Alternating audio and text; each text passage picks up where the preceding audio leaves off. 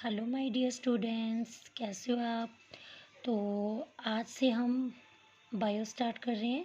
तो बायो का क्लास 11 का चैप्टर सेकंड स्टार्ट करेंगे हम। चैप्टर 1 जो है वो इसके बाद पढ़ेंगे। ओके। तो हमारा चैप्टर नंबर सेकंड है किंगडम सिस्टम ऑफ क्लासिफिकेशन। तो बेटा हम ये जो मेरे नोट्स हैं ना, ये नीट्स के लिए भी काफ़ी, जो नीट एस्पिरेंट हैं उनके लिए भी काफ़ी सफिशिएंट है। ठीक है। तो अगर आप मेरे द्वारा बनाए गए नोट्स को फॉलो करते हो तो ऐसा कोई भी क्वेश्चन नहीं होगा जो आपका नहीं बनेगा, चाहे आप PYQ लगा सकते हो। ओके। तो अब हम स्टार्ट करेंगे chapter number second kingdom system of classification. तो बेटा सबसे पहले जो है, सबसे पहले कौन से साइंटिस्ट हैं जिन्होंने ये क्लासिफिकेशन दिया, तो वो हैं अरिस्टोटल। अरिस्टोटल ने क्या किया, अरिस्टोटल ने प्लांट्स की मॉर्फोलॉजी के आधार पे प्लांट को 3 पार्ट्स पे, प्लांट की मॉर्फोलॉजी के बेसिस पे क्लासिफाई किया। ठीक है। तो उसने क्या किया, हर्ब, श्रब्स और ट्रीज। तो प्लांट को इस तरह से 3 पार्ट्स में डिवाइड कर दिया। हर्ब्स यानी जिसकी ग्रीन स्टेम, जिसकी ग्रीन और पतली और सॉफ्ट स्टेम थी, उनको अलग से रख दिया। और जो श्रब्स थे वो जिनकी थोड़ी बूढ़ी स्टेम थी, थिन थी पर बट बूढ़ी थी, और जो उसकी ब्रांचेस थी वो ग्राउंड के क्लॉज थी, तो उनको श्रब पे रख दिया। और जो ट्री था वो उसकी थिक ट्रंक लाइक स्ट्रक्चर था और थिक स्टेम था काफ़ी, तो उसको ट्री में रख दिया। ठीक है। तो इस तरह इसने अरिस्टोटल ने प्लांट को क्लासिफाई किया हर्ब, श्रब, ट्री के बेसिस पे। यहाँ पे उसने मॉर्फोलॉजी के आधार पे प्लांट को क्लासिफाई किया है। उसके बाद उसने एनिमल्स को कैसे क्लासिफाई किया, तो उसने देखा ऐसे एनिमल जिनमें आरबीसी नहीं है यानी रेड ब्लड सेल नहीं है, तो उसको अनेमा बोला। और ऐसे एनिमल जिनमें रेड ब्लड सेल प्रेजेंट होता है उनको इनेमा बोला। ओके। अब इसके बाद हमारे सेकंड साइंटिस्ट आए कैरलस लीनियस।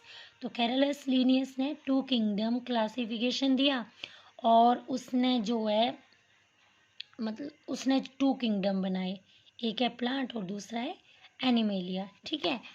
अब बेटा लीनियस ने किस बेसिस पे क्लासिफाई किया, तो उसका मेन बेस था, उसने प्लांट और एनिमल को ना, प्लांटी और एनिमल किंगडम को ना सेल बाल के बेसिस पे उसने क्लासिफाई किया। ठीक है।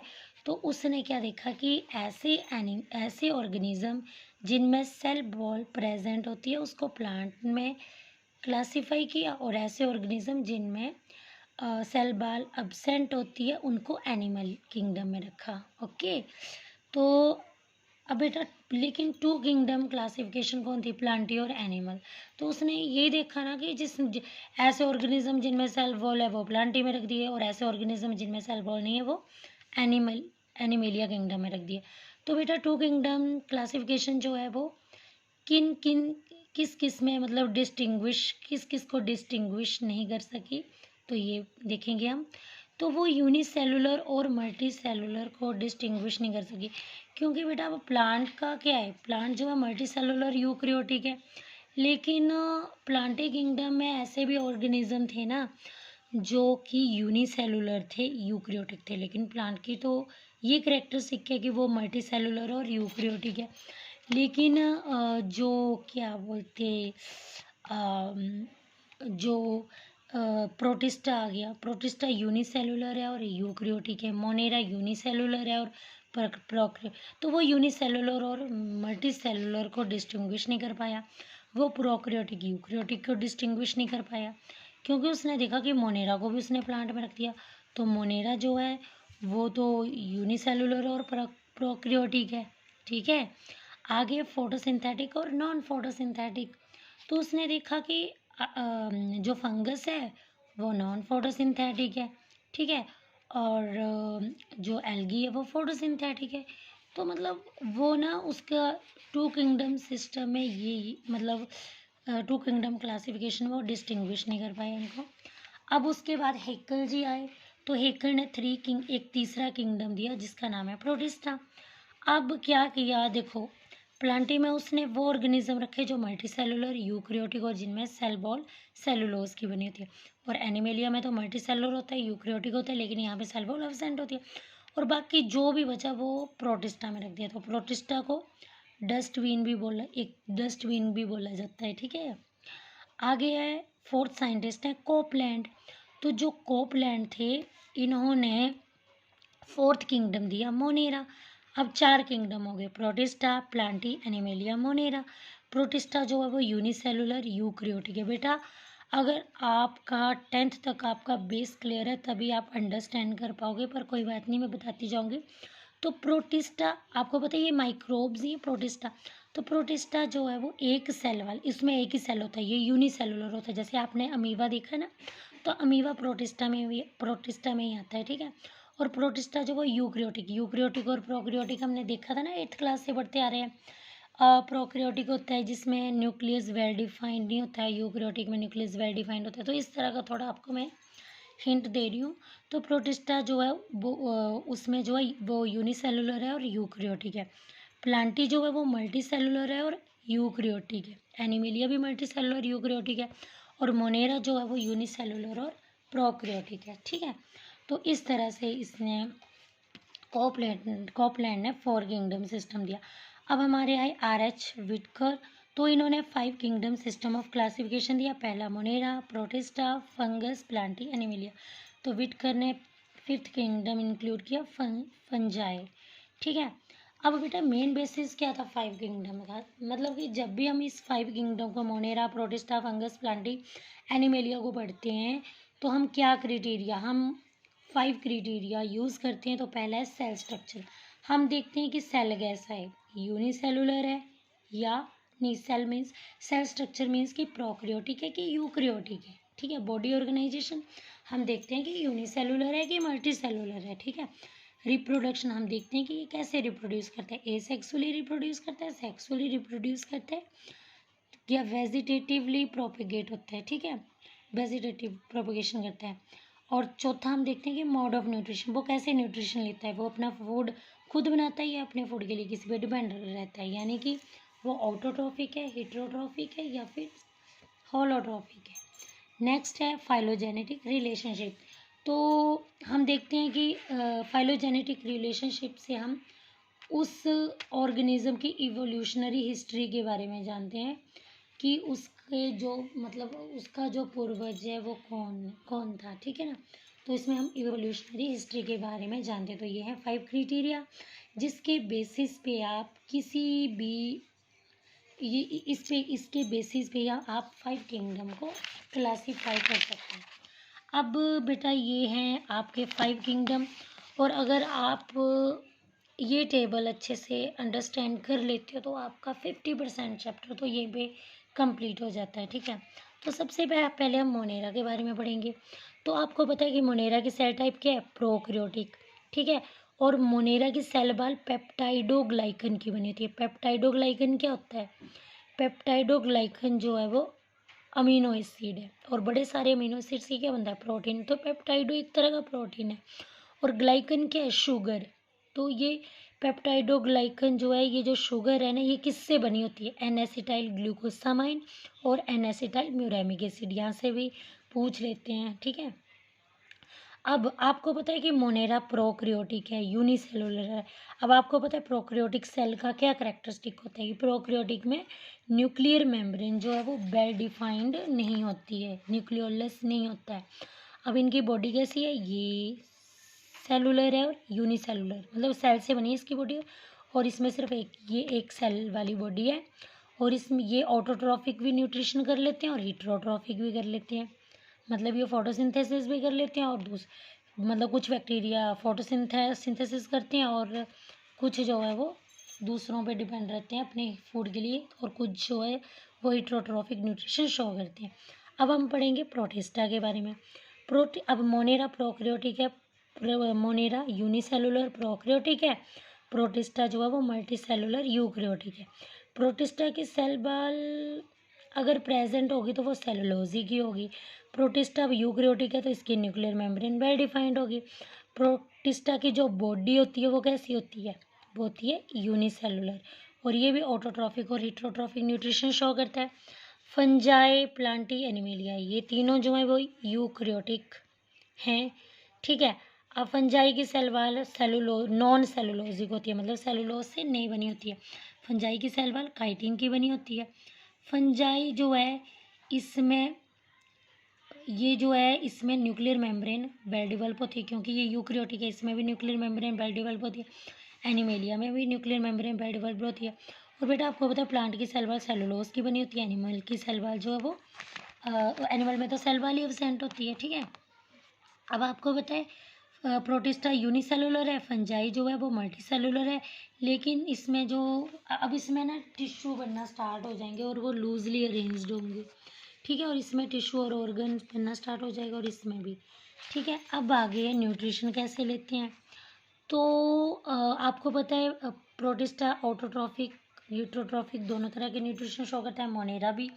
और फंजाई जो वो हिट्रोट्रॉफिक न्यूट्रिशन शो करता है, मतलब ये इसमें फोटोसिंथेसिस नहीं होती है, ठीक है। और प्लांटी ऑटोट्रॉफिक न्यूट्रिशन शो करता है, यानी कि ये अपना फूड खुद बनाता है फोटोसिंथेसिस द्वारा। और एनिमल जो है वो हिट्रोट्रॉफिक है, यानी कि वो होलोजोइक है। होलोजोइक क्या होता है, ये ingestive mode of nutrition show करता है, मतलब ये जो है मुंह से खाना इनटेक करता है और एनएस से बाहर निकालता है, तो ये ingestive mode of nutrition show करता है। अब हमारा विटकर के बाद हमारा 6 किंगडम क्लासिफिकेशन है, ये कार्ल बूज ने दिया है और इसमें 3 डोमेन सिस्टम है, ठीक है। तो कार्ल बूज ने ना लिविंग ऑर्गेनिज्म को 3 डोमेन्स में डिवाइड किया है। पहला है आर्की, दूसरा है यू बैक्टीरिया, तीसरा है यूकार्या। तो आर्की में आ गया आर्की बैक्टीरिया, यू बैक्टीरिया में आ गया यू बैक्टीरिया को ट्रू बैक्टीरिया भी बोलते हैं, तो जो आपके बैक्टीरिया है ना वो ट्रू बैक्टीरिया है, ठीक है। और आर्की बैक्टीरिया आर्की में आ गया, यू बैक्टीरिया में बैक्टीरिया आ गया, और यूकार्या में ये 4 यूकैरियोटिक किंगडम आ गया। आपको पता है ना यूकैरियोटिक कौन है, मोनेरा के अलावा जितने भी हैं वो यूकैरियोटिक हैं, ठीक है। बेटे यहाँ पे हमने ना मोनेरा को 2 पार्ट में डिवाइड किया है, आर्की और यू बैक्टीरिया, आर्की बैक्टीरिया और बैक्टीरिया। तो मोनेरा को 2 पार्ट में डिवाइड किया है, क्योंकि आर्की बैक्टीरिया और बैक्टीरिया में थोड़ा डिफरेंस हमें देखने को मिला है। और यूकार्या जो है इसमें कौन कौन से आते हैं, देखो हमने यहाँ पे पढ़ा था ना, यूकैरियोटिक कौन है, प्रोटिस्टा, फंजाई, प्लांटी, एनिमल, ठीक है। सॉरी, प्रोटिस्टा, फंजाई, प्लांटी, तो यूकैरियोटिक में आ गए। अब बेटा हमारा 6 किंगडम कौन कौन सा है, आर्की बैक्टीरिया, यू बैक्टीरिया यानी कि bacteria, protista, fungi, Plantae, Animalia, ठीक है। अब हम बेटा इसमें डिफरेंस जानेंगे कि यू बैक्टीरिया, आर्की बैक्टीरिया और यूकार्या में क्या डिफरेंस है। बेटा याद रखना, मेन बेस है इनका, इसमें ना 16S राइबोसोमल जीन सीक्वेंस होता है, और इन तीनों में वो डिफरेंट होता है, ठीक है। जो इनका जेनेटिक सीक्वेंस होता है ना 16S राइबोसोमल का, ये तीनों में डिफरेंट होता है।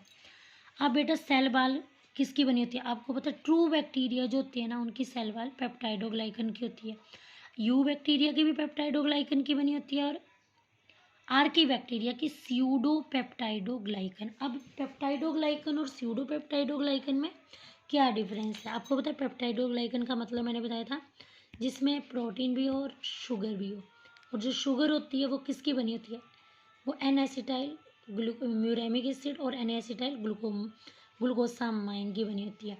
बेटा यहाँ पे म्यूरिन का कंटेंट ज़्यादा होता है, जो ट्रू बैक्टीरिया होते हैं ना उनमें म्यूरिन का कंटेंट ज़्यादा होता है, और इनमें किसका कंटेंट ज़्यादा होता है, इनमें स्यूडो म्यूरिन होता है, ठीक है।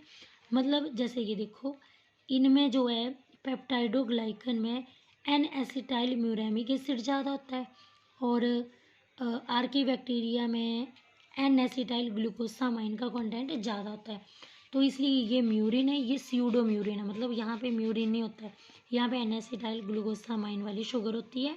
तो ये डिफरेंस है, देख लेना, यहाँ से क्वेश्चन आने की संभावना है। और ये तो वेरिएबल होते हैं इसमें सेल वॉल। अब सेल टाइप कैसी होती है, इन तीनों में प्रोकैरियोटिक यू बैक्टीरिया और आर्की बैक्टीरिया जो है ये प्रोकैरियोटिक होते हैं और यूकार्य तो आपको पता है ये यूकैरियोटिक होते हैं।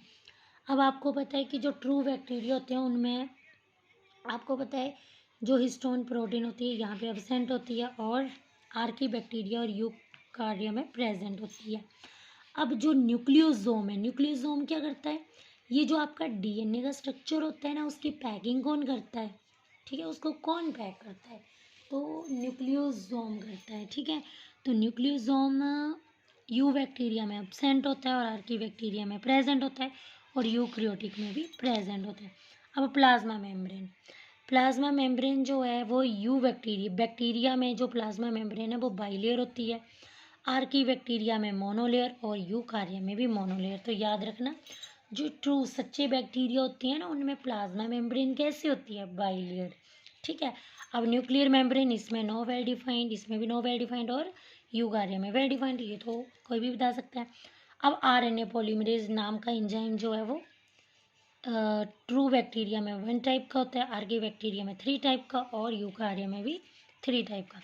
अब आपको पता है बेटा डीएनए से आरएनए कैसे बनता है, तो आरएनए पॉलीमरेज एंजाइम की प्रेजेंस में ही डीएनए से आरएनए बनता है।